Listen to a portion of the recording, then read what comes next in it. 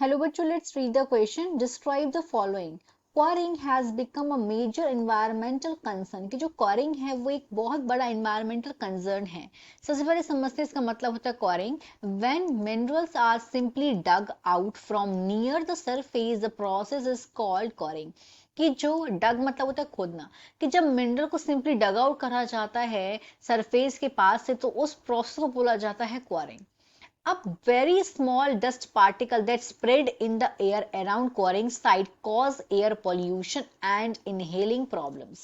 Second point है, it creates noise pollution due to the heavy machinery and blast to break huge rocks. Also, blasting generate vibration which may harm the nearby building, ruin the natural vegetation and destroy the natural home for plant and animals. अब यहाँ पे अब हम समझते सबसे पहले तो मैं देखा कि क्वारिंग का मतलब क्या होता है. अब ये मेजर एनवायरमेंटल कंसर्न क्यों है इसको समझते हैं.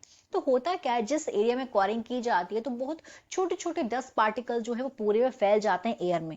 अब जो क्वारिंग साइट पे जहां पे खुदाई की जा रही है वहां पे आसपास डस्ट पार्टिकल हो जाएंगे. अब वो डस्ट पार्टिकल एयर में मिक्स हो गए, इस वजह से एयर पॉल्यूशन हो गया. अब उसी एयर को हम इनहेल कर लेंगे तो हमें भी कई तरीके की बीमारियां होंगी, जो रेस्पिरेटरी डिजीजेस होती हैं. अब इस और साथ में क्या होता है, ये नॉइस पॉल्यूशन भी क्रिएट कर रहा है. एयर पॉल्यूशन तो क्रिएट किया हमने, समझ लिया किस तरीके से, क्योंकि डस्ट पार्टिकल स्प्रेड हो रहे हैं. अब ये नॉइस पॉल्यूशन भी करता है क्योंकि यहाँ पे हैवी मशीन यूज होती हैं इस प्रोसेस में, और ब्लास्ट भी होता है ब्रेक करने के लिए. जो बड़े बड़े रॉक्स होते हैं उनको ब्रेक करने के लिए जो ब्लास्ट होता है उससे क्या हो रहा है, नॉइस पॉल्यूशन हो रहा है. साथ में जो ब्लास्टिंग है वो जनरेट करता है वाइब्रेशन. अब कुछ तोड़ते हैं तो कंपन होता है, वाइब्रेशन होता है. अगर हम एक छोटा चौक का टुकड़ा भी टेबल पर रख के तोड़ेंगे तो वाइब्रेशन होगा. तो अब जो बड़ा सा यहाँ पर रॉक को अगर ब्लास्ट किया जा रहा है, उसको तोड़ा जा रहा है तो वाइब्रेशन हो रहा है, और उस वाइब्रेशन की वजह से जो आसपास की बिल्डिंग्स है उनको भी हार्म हो रहा है. साथ में जो नेचुरल वेजिटेशन है वो भी डिस्ट्रॉय हो रहे हैं.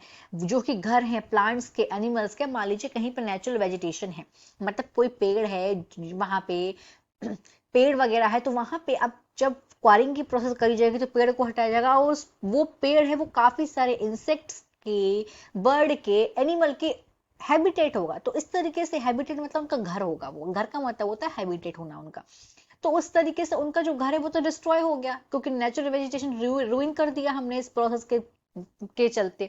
तो इसीलिए ये एक बहुत बड़ा एनवायरमेंटल कंसर्न है. अगर क्या होगा, जो रूइन करेंगे प्लांट और एनिमल के अगर घर को, तो ये भी कम होंगे, और हमें प्लांट और एनिमल की कमी पड़ रही है. प्लांट और एनिमल हमें बहुत चाहिए क्योंकि प्लांट और एनिमल क्या करते हैं, हमारे हमारे एनवायरमेंट को बैलेंस करने का काम करते हैं.